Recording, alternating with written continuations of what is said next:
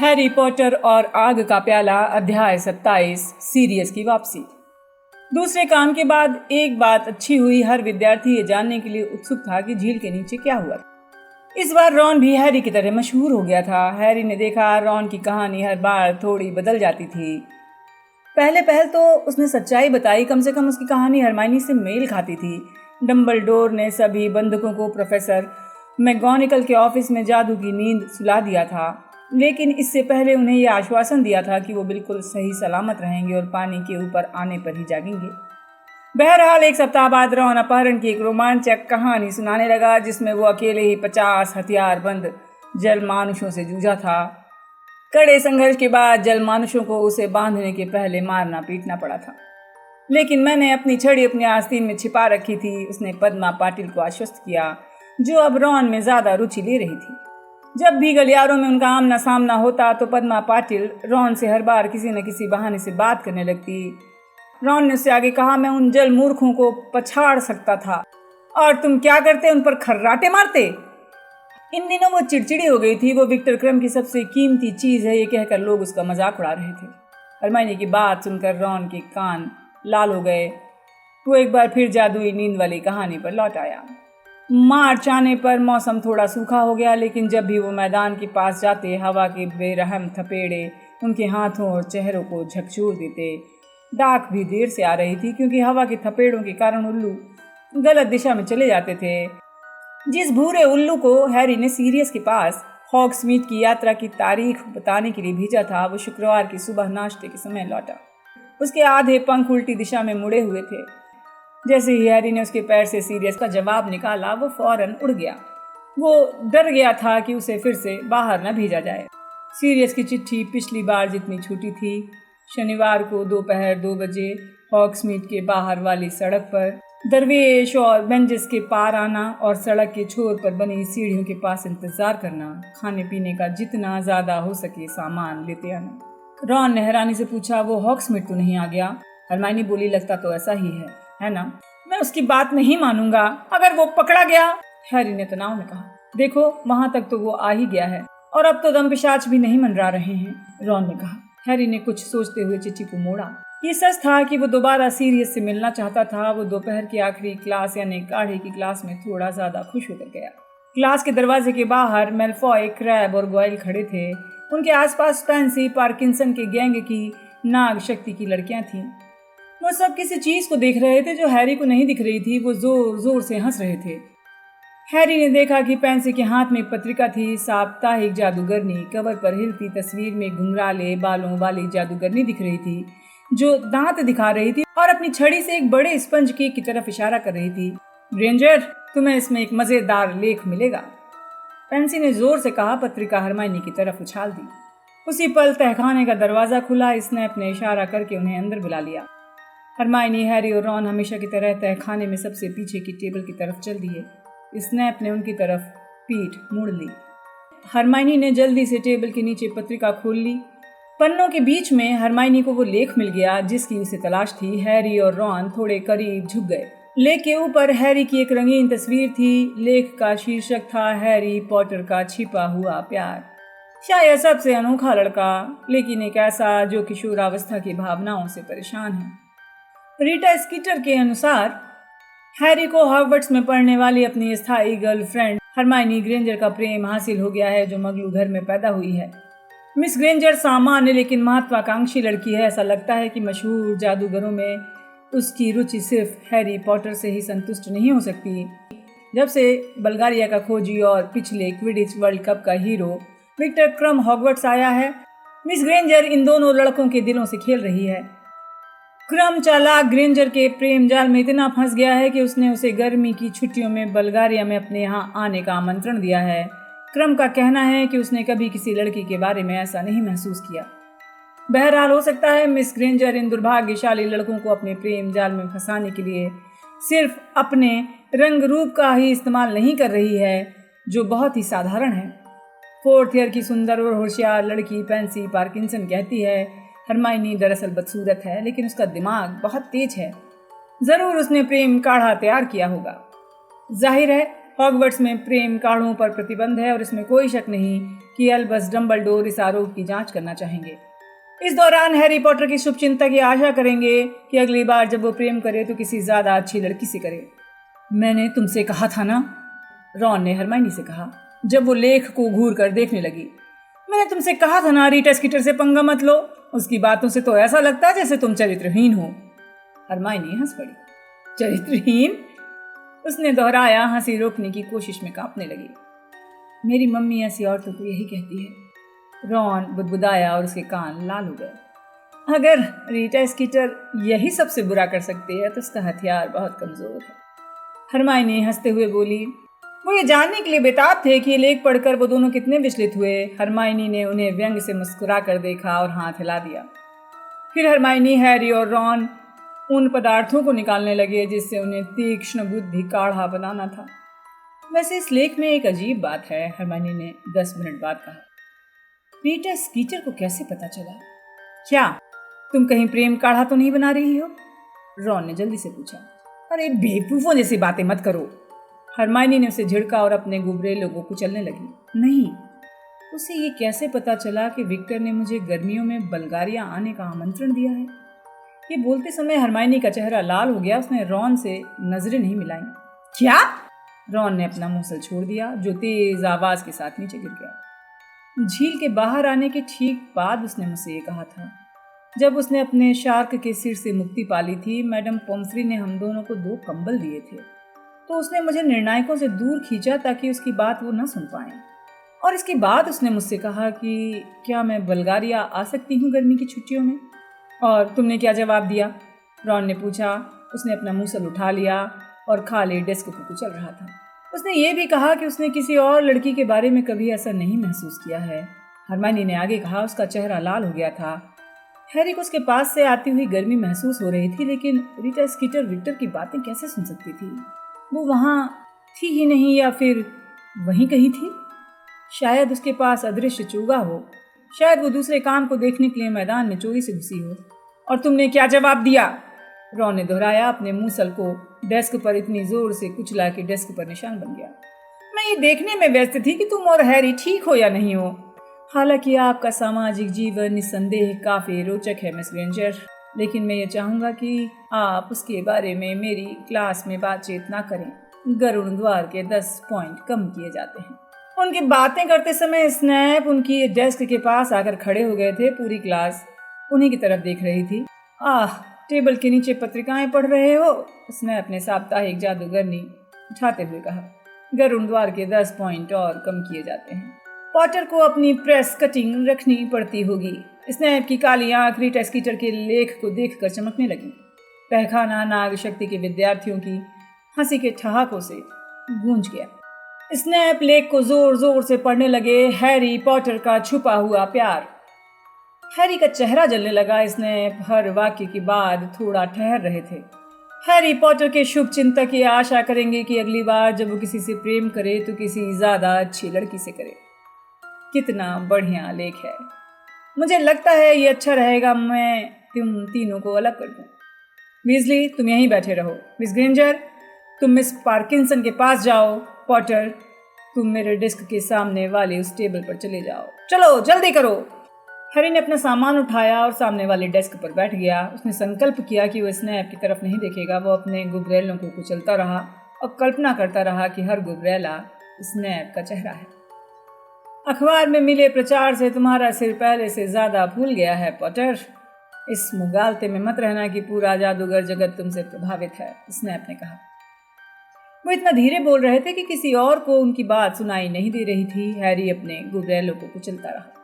Potter, तुम मेरे लिए कुछ और नहीं बल्कि एक जिद्दी लड़के हो जो खुद को नियमों के ऊपर समझता है।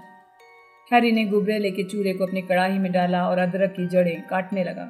उसके हाथ गुस्से के मारे कांप रहे थे, लेकिन उसने अपनी आंखें ऐसे नीचे कर रखी थी जैसे स्नैप की बातें उसे सुनाई नहीं पड़ रही। मैं तुम्हें चेतावनी दे रहा हूँ पॉटर। चाहे तुम मशहूर हो गए हो, लेकिन अगर मैंने फिर तुम्हें अपने ऑफिस में चोरी करते पकड़ लिया, मैं आपके ऑफिस के आसपास भी नहीं गया हूँ। हैरी ने बहरेपन के नाटक को भूलकर गुस्से में कहा। मुझसे झूठ मत बोलो। स्नैप ने फुफकारते हुए कहा। गिलवर्धक पौधा, बूम स्लैंग, सांप की केंचुली दोनों ही मेरी अलमारी से चुराए गए हैं और मैं जानता हूं उन्हें किसने चुराया है। हैरी ने स्नैप को घूर कर देखा और संकल्प किया वो पल के नहीं झपकाएगा, अपराधी नहीं दिखेगा। हालांकि स्नैप को हैरी पर शक था, लेकिन वो इसे कभी साबित नहीं कर पाए। जाहिर है गिलवर्धक पौधा डॉबी ने चुराया था। जिस रात को मेरे ऑफिस में चोरी हुई थी तुम अपने कमरे के बाहर घूम रहे थे पॉटर। मैं जानता हूँ पॉटर, बावरे नैन मोडी तुम्हारे प्रशंसकों की जमात में शामिल हो गए हैं, लेकिन मैं तुम्हारी हरकतों को सहन नहीं करूंगा। ठीक है, हैरी ने ठंडेपन से कहा, अपने अदरक की जड़ों की तरफ वापस मुड़ गया। अगर मेरी वहां कभी जाने की इच्छा हुई तो मैं इस बात को याद रखूंगा। स्नैप की आंखें जलने लगी। उन्होंने अपने काले दुशाले के भीतर हाथ डाला। एक पल के लिए तो हैरी ने सोचा शायद स्नैप अपनी छड़ी निकालकर उसे शाप देने वाले हैं, लेकिन फिर उसने देखा स्नैप ने पारदर्शी काढ़े से भरी एक कांच की छोटी शीशी निकाली। हैरी ने घूर कर देखा। पॉटर, तुम जानते हो ये क्या है? नहीं, हैरी ने पूरी ईमानदारी से कहा। ये सत्य द्रव है। ये सच्चाई उगलवाने वाला काढ़ा इतना शक्तिशाली है कि इसकी 3 बूंदों से ही तुम अपने सबसे गोपनीय राज सबके सामने खोलने लगोगे। वैसे इस काढ़े के इस्तेमाल के बारे में मंत्रालय के बहुत सख्त निर्देश हैं, लेकिन अगर तुमने अपनी आदत नहीं सुधारी तो हो सकता है मेरा हाथ फिसल जाए और फिर पॉटर हम सबको पता चल जाएगा तुम मेरे ऑफिस में घुसे थे या नहीं। हैरी कुछ नहीं बोला। वो एक बार फिर अपनी अदरक की जड़ों पर ध्यान देने लगा। उसने चाकू निकाला, उनके टुकड़े करने लगा। उसे सत्यद्रव काढ़े के बारे में सुनकर जरा भी अच्छा नहीं लगा। वो जानता था स्नैप का कोई भरोसा नहीं है। वो सोचकर कांप उठा, अगर स्नैप ने ऐसा किया तो उसके मुंह से क्या क्या निकल सकता है। उसके कारण बहुत से लोग मुश्किल में पड़ सकते हैं। सबसे पहले तो हरमाइनी और डॉबी। इसके अलावा भी तो वो कितनी सारी चीज़ें छुपा रहा था इस बात से कि वो सीरियस के संपर्क में है। वो सोचने लगा क्या उसे भी मूडी का अनुसरण करना चाहिए और अपने थर्मस से ही जूस पीना शुरू कर देना चाहिए। तहखाने में दरवाजे पर आवाज़ आई। स्नैप ने सामान्य आवाज़ में कहा, अंदर आ जाओ। दरवाज़ा खुला। प्रोफेसर कारकारोफ अंदर आ गए। वो चलकर स्नैप के डेस्क के पास पहुंचे। सबने उन्हें गौर से देखा। स्नैप के पास पहुंचते ही कारकारोफ ने रुक रुक कर कहा, मुझे कुछ कहना है। हैरी ने अपनी निगाह तो अदरक की जड़ों पर रहने दी, लेकिन पूरा ध्यान लगाकर सुनने लगा। कारकारोफ, मैं तुमसे इस क्लास के बाद बात करूंगा। स्नैप बुदबुदाए, लेकिन कारकारोफ बीच में ही बोल पड़ा, सेवरस, मैं तुमसे अभी बात करना चाहता हूँ ताकि तुम कहीं मुझे चकमा देकर भाग न जाओ। क्लास के बाद? स्नैप ने झल्ला कर कहा। हैरी ने नापने वाले कप को ऊपर उठाकर ही देखने का नाटक किया कि उसमें पर्याप्त आर्मिडलो बॉयल डाल रहा है। इस बहाने उसने दोनों को कनखियों से देखा। कारकारोफ बहुत चिंतित और स्नैप बहुत नाराज दिख रहा था।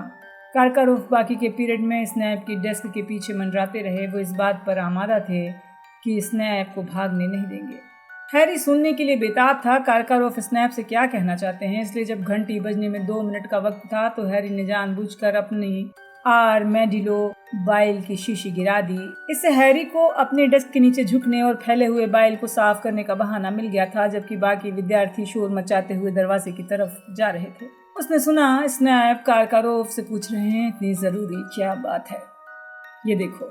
हैरी ने अपनी कड़ाही के कोने से झांकते हुए देखा। कारकारोफ ने अपने दुशाले की बाईं आस्तीन ऊपर कर ली और स्नैप को कुछ दिखा रहे थे। देखा? कारकारोफ अब भी अपने होंठ न हिलाने की कोशिश करते हुए बोले, तुमने देखा? ये इतना साफ कभी नहीं था जब से। इसे ढक लो, स्नैप गुर्राए। लेकिन तुम्हारा भी तो ध्यान इस तरफ गया होगा, कारकारोफ ने परेशानी भरी आवाज में कहा। कारकारोफ, हम इस बारे में बाद में भी तो बात कर सकते हैं, स्नैप ने थूक उड़ाते हुए कहा। पॉटर, तुम क्या कर रहे हो? मैं अपना और मेडिलो बाइल साफ कर रहा हूँ प्रोफेसर, हैरी ने मासूमियत से कहा और खड़े होकर स्नैप को गीला कपड़ा दिखाया। कारकारोफ एड़ियों की बल मुड़े और धड़धड़ाते हुए तहखाने से बाहर निकल गए। वो चिंतित और नाराज थे। हैरी आग बबूला स्नैप के साथ अकेला नहीं रहना चाहता था। उसने जल्दी से किताबें और काढ़े का सामान बैग में डाला और पूरी तेजी से दौड़ लगा दी। अगले दिन दोपहर में हॉगवर्ट्स के बाहर निकले मैदान में बहुत हल्की धूप थी। मौसम पूरे साल जितना ठंडा रहा था उससे आज कम ठंडा था। हॉग्समीड पहुंचने तक वो तीनों अपने चोगे उतार कर अपने कंधे पर डाल चुके थे। सीरियस ने उन्हें खाने पीने का सामान लाने को कहा था। वो हैरी के बैग में था। उन्होंने लंच की टेबल से चिकन और 1 दर्जन टांगे, लोफ और कद्दू के रस की एक पूरी बोतल चुरा ली थी।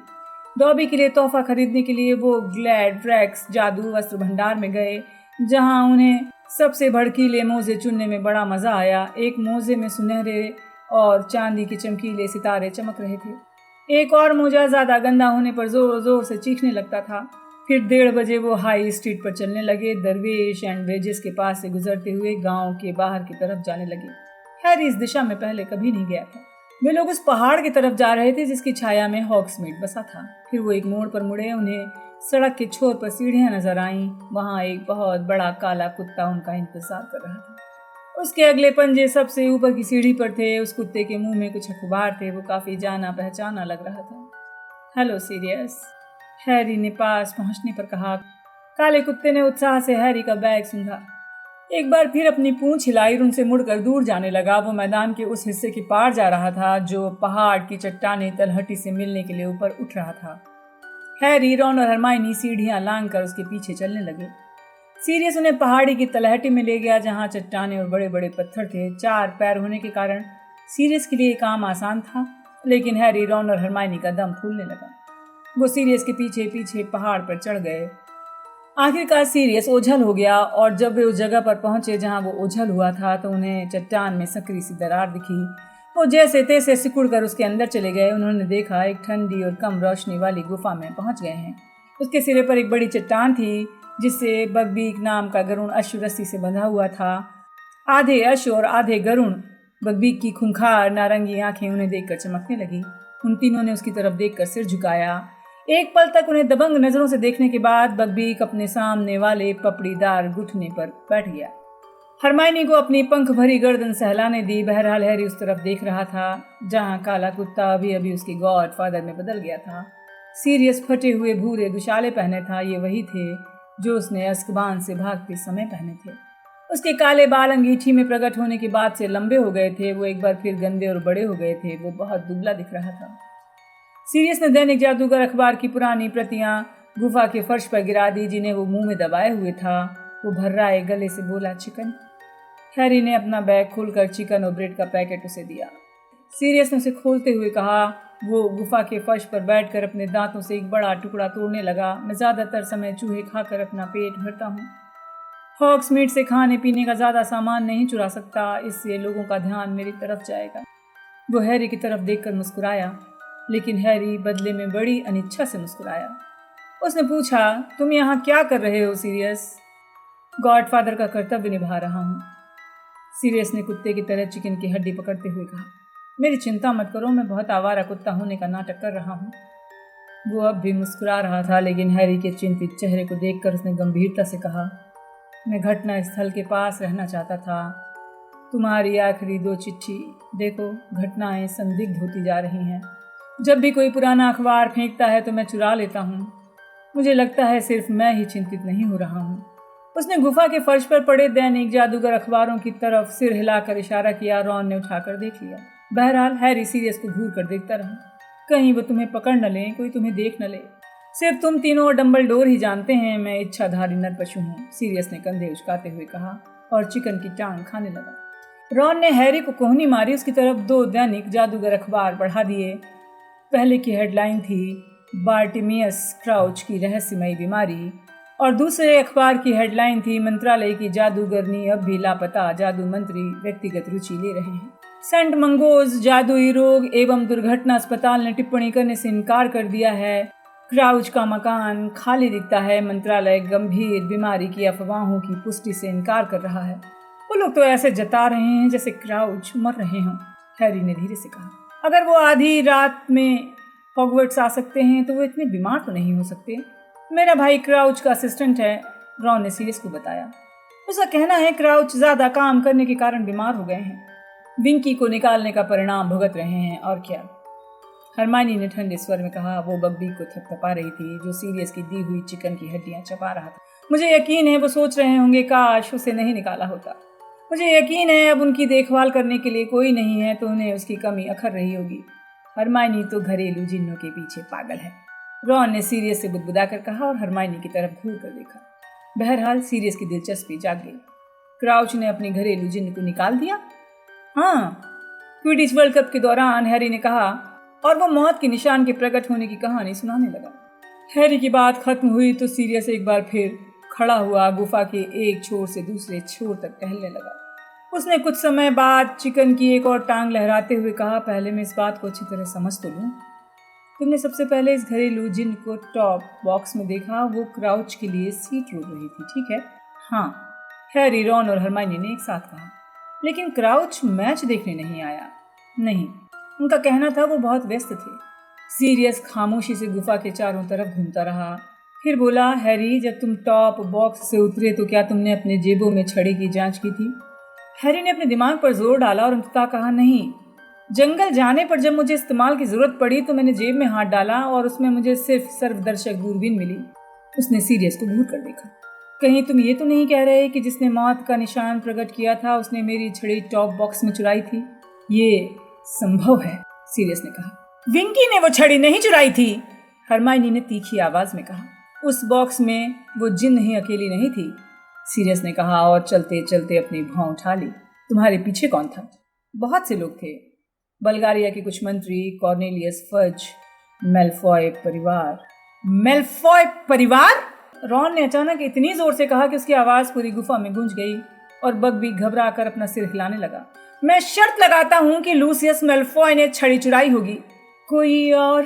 सीरियस ने कहा। कोई नहीं, हैरी ने कहा। वहां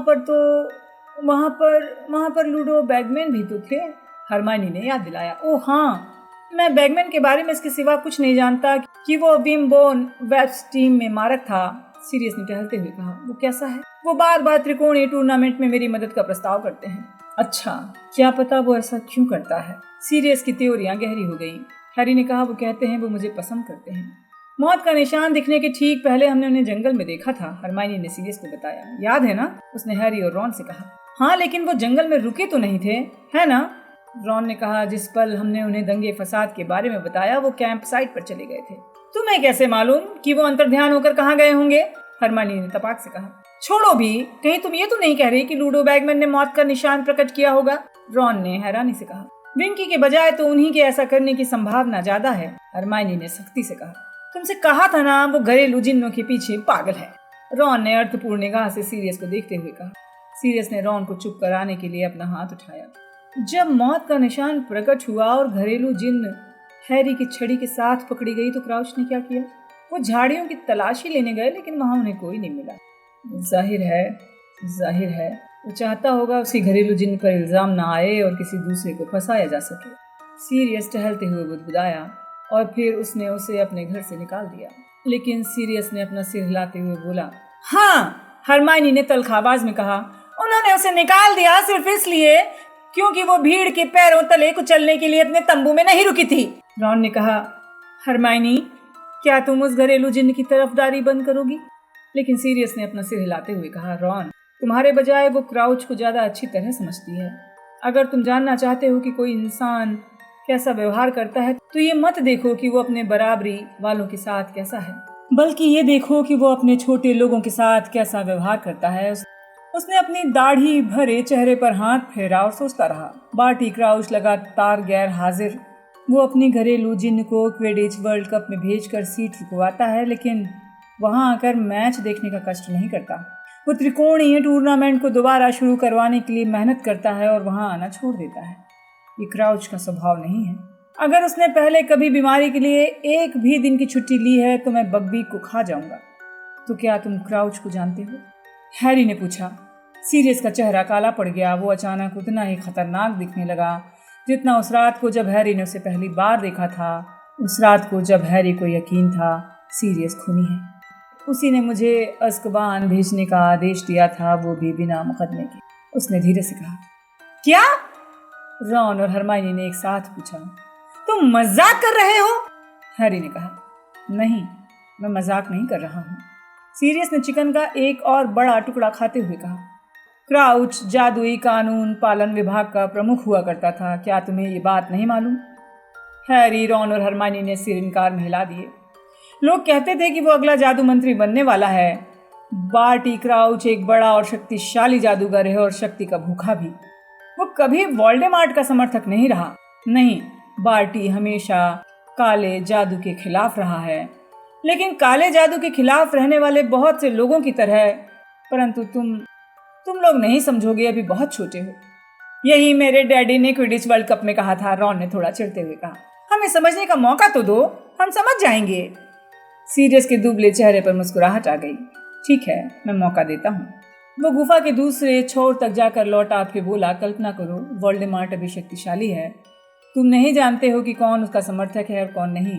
तुम नहीं जानते हो कौन उसके लिए काम कर रहा है और कौन नहीं। बहरहाल तुम जानते हो कि वो लोगों को सम्मोहित करके उनसे भयानक काम करवा सकता है। तुम अपने लिए, अपने परिवार के लोगों के लिए डरे हो। हर सप्ताह खबर आती है, कई लोग मर गए हैं, कई लोग लापता हो गए हैं, कई लोगों को यातना दी गई है। जादू मंत्रालय अस्त व्यस्त है, उसे समझ नहीं आ रहा वो क्या करे। वो मगलुओं से हर चीज़ को छिपाने की कोशिश कर रहा है, लेकिन इस दौरान मगलू मर रहे हैं। हर जगह आतंक, दहशत, दुविधा का माहौल है। ऐसा ही माहौल था। ऐसे में कुछ लोगों का सर्वश्रेष्ठ रूप बाहर आता है और कुछ लोगों का निकृष्टतम रूप बाहर आता है। हो सकता है शुरुआत में क्राउच के सिद्धांत सही रहे हों। उसने मंत्रालय में तेजी से तरक्की की, वोल्डेमॉर्ट के समर्थकों के खिलाफ सख्त कदम उठाए, ऑर्डर्स को नई शक्तियां दी। और मैं अकेला नहीं था जिसे उसने बिना मुकदमे के दम पिशाचों के हवाले किया था। उसने संदिग्ध व्यक्तियों के खिलाफ अक्षम्य शापों के इस्तेमाल की भी इजाजत दे दी थी। मैं तो ये कहूँगा कि वो शैतानी जादूगरों जितना ही क्रूर और निर्मम हो गया था। लेकिन ध्यान रहे, उसके बहुत से समर्थक थे। बहुत से जादूगर और जादूगरनियां उसे जादू मंत्री बनाने की मांग कर रहे थे। जब वोल्डेमॉर्ट गायब हुआ तो ऐसा लगा क्राउच जल्दी ही जादू मंत्री बन जाएगा। लेकिन तभी एक दुर्भाग्यपूर्ण घटना घट गई। सीरियस मुस्कुराया। क्राउच का बेटा प्राण भक्षियों के समूह के साथ पकड़ा गया, जो अज़्काबान से छूटने में कामयाब हो गए थे। ऐसा लग रहा था वो वोल्डेमॉर्ट को खोजकर उसे दोबारा शक्तिशाली बनाने की कोशिश कर रहे थे। क्राउच का बेटा पकड़ा गया? हरमाइनी ने हैरानी से कहा। हाँ, सीरियस ने अपनी चिकन की हड्डी बग्बी की तरफ फेंक दी और जमीन पर बैठ गया और डबल रोटी को आधा काट लिया। मुझे लगता है बार्टी को जबरदस्त सदमा लगा होगा। उसे अपने परिवार के साथ घर पर ज्यादा समय रहना चाहिए था, है ना? कभी कभार ऑफिस से जल्दी घर जाना चाहिए था, अपने बेटे के बारे में जानकारी रखनी चाहिए थी। हैरी ने पूछा, तो क्या उसका बेटा प्राण भक्षी था? पता नहीं, जब वो अज़्काबान आया तो मैं वहीं था। ज्यादातर बातें मुझे वहां से बाहर निकलने के बाद पता चली। लड़का निश्चित रूप से ऐसे लोगों के साथ पकड़ा गया था जो मेरे हिसाब से प्राण भक्षी थे। हो सकता है कि घरेलू जिन्न की तरह वो भी गलत समय पर गलत जगह हो। क्या क्राउच ने अपने बेटे को छुड़वाने की कोशिश की? हरमाइनी ने फुसफुसा कर पूछा। सीरियस के मुंह से ऐसी हंसी निकली जो भूखने जैसी लग रही थी। क्राउच अपने बेटे को छुड़वाएगा? मुझे लगता था तुम उसे समझ चुकी हो। वह हर उस चीज को दूर हटा देता है जो उसकी प्रतिष्ठा को धूमिल कर सकती है। उसने जादू मंत्री बनने के लिए अपना पूरा जीवन समर्पित कर दिया था। तुमने देखा, उसने अपनी निष्ठावान घरेलू जिन्न को सिर्फ इसलिए निकाल दिया क्योंकि उसके कारण दूसरी बार मौत के निशान से उसका संबंध जुड़ रहा था। क्राउच का पिता प्रेम इतना ही था कि उसने अपने बेटे को सुनवाई का मौका दिया। वैसे ये सिर्फ बहाना था, क्योंकि क्राउच ने इस दौरान सबके सामने ये स्पष्ट कर दिया था कि वो अपने बेटे से कितनी नफरत करता था। उसने अपने बेटे को सीधे अज़्काबान भेज दिया। उसने अपने बेटे को दम पिशाचों के हवाले कर दिया? हैरी ने पूछा। जब दम पिशाच वहां उसे लाए तो मैंने देखा था। मैंने अपनी कोठरी की सलाखों के बीच उसे देखा था। वो 19 साल से ज्यादा का नहीं रहा होगा। वो अपनी मम्मी को चीख चीख कर पुकारता था। कुछ दिनों बाद वो शांत हो गया। बाद में सब शांत हो जाते हैं, सिर्फ नींद में चीखते रहते हैं। एक पल के लिए सीरियस की आंखों का मुर्दा भाव पहले से ज्यादा स्पष्ट हो गया। हैरी ने पूछा, तो क्या वो अब भी अज़्काबान में है?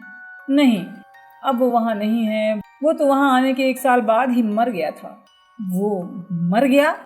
सिर्फ वही नहीं मरा, सीरियस ने कटुता से कहा। ज्यादातर लोग पागल हो जाते हैं, कुछ समय बाद खाना पीना छोड़ देते हैं, उनके जीने की इच्छा खत्म हो जाती है। ये आसानी से पता चल जाता है कौन मरने वाला है, क्योंकि दम पिशाच मौत भांप लेते हैं और रोमांचित हो जाते हैं। वो लड़का जब आया था तभी बीमार दिख रहा था। चूंकि क्राउच मंत्रालय के एक महत्वपूर्ण सदस्य थे, इसलिए उससे और उसकी पत्नी को अपने बेटे से मिलने की इजाजत दी गई थी। तब मैंने आखिरी बार बार्टी क्राउच को देखा था। वो अपनी पत्नी को मेरी कोठरी के पास से ले जा रहा था। जाहिर है उसकी पत्नी कुछ समय बाद मर गई, दुख के कारण। क्राउच अपने बेटे की लाश लेने भी नहीं आया। दम पिशाच ने उसे जमीन में दफन कर दिया। मैंने उन्हें ऐसा करते देखा था। सीरियस ने उस ब्रेड को एक तरफ रख दिया जिसे उसने अभी अभी मुंह तक उठाया था। इसके बजाय उसने कद्दू के जूस की बोतल उठाई और खाली कर दी। तो सफलता के आखिरी पायदान पर पहुंचकर क्राउच ने सब गंवा दिया।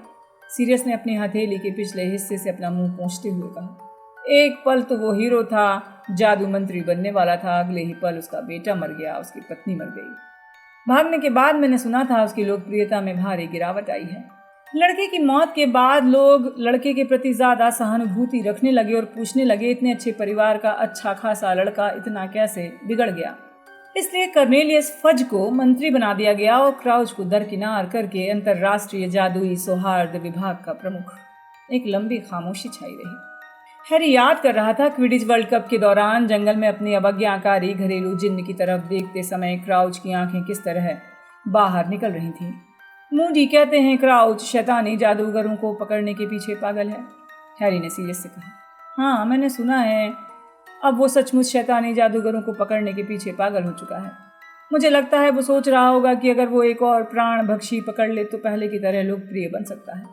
और वो चोरी से हॉगवर्ट्स में स्नेप के ऑफिस की तलाशी लेने आए थे। रॉन ने विजयी भाव से हरमाइनी की तरफ देखते हुए कहा। हाँ, लेकिन इससे कुछ समझ में नहीं आ रहा, सीरियस ने कहा। आता है, समझ में तो आता है, रॉन ने रोमांचित होकर कहा। लेकिन सीरियस ने अपना सिर हिलाया। सुनो, अगर क्राउच स्नैप की जांच पड़ताल करना चाहता था तो उसने टूर्नामेंट में निर्णायक के तौर पर आना क्यों बंद किया? ये तो हॉगवर्ट्स में नियमित रूप से आने और उस पर नजर रखने का आदर्श बहाना होता। तो तुम्हें लगता है कि स्नैप कुछ भी कर सकते हैं? हैरी ने पूछा, लेकिन हरमाइनी बीच में बोल पड़ी। देखो, मुझे परवाह नहीं है कि तुम क्या कहते हो, डंबलडोर को स्नैप पर भरोसा है। ओह, छोड़ो भी हरमाइनी, रॉन ने अधीरता से कहा। मैं जानता हूं डंबलडोर बेहतरीन जादूगर है, लेकिन इसका ये मतलब नहीं कोई चालाक शैतानी जादूगर उन्हें मूर्ख नहीं बना सकता। तो फिर फर्स्ट ईयर में स्नैप ने हैरी की जान क्यों बचाई थी? मैं नहीं जानता, शायद उन्होंने सोचा हो कि डंबलडोर उन्हें लात मार कर बाहर निकाल देंगे। तुम क्या सोचते हो सीरियस? हैरी ने जोर से कहा। रॉन हरमाइनी की बहस छोड़कर सीरियस की बात सुनने लगा। सीरियस ने ध्यान से रॉन और हरमाइनी की तरफ देखते हुए कहा, मुझे लगता है ये दोनों अपनी अपनी जगह पर ठीक हैं। जब से मुझे पता चला है स्नैप हॉगवर्ट्स में पढ़ा रहा है, मैं यही सोच रहा हूँ कि डंबलडोर ने ये मौका उन्हें क्यों दिया है। स्नैप शुरू से ही गुप्त कलाओं में गहरी रुचि ले रहा था। वो स्कूल में इसके लिए मशहूर था। वो चिपचिपा तेल से सना चीकट बालों वाला लड़का था, सीरियस ने कहा, और हैरी और रॉन एक दूसरे की तरफ देखकर मुस्कुरा दिए। स्नैप जब स्कूल आया था तब वो इतने शार्प जानता था कि 7th ईयर में पढ़ने वाले आधे विद्यार्थी नहीं जानते होंगे।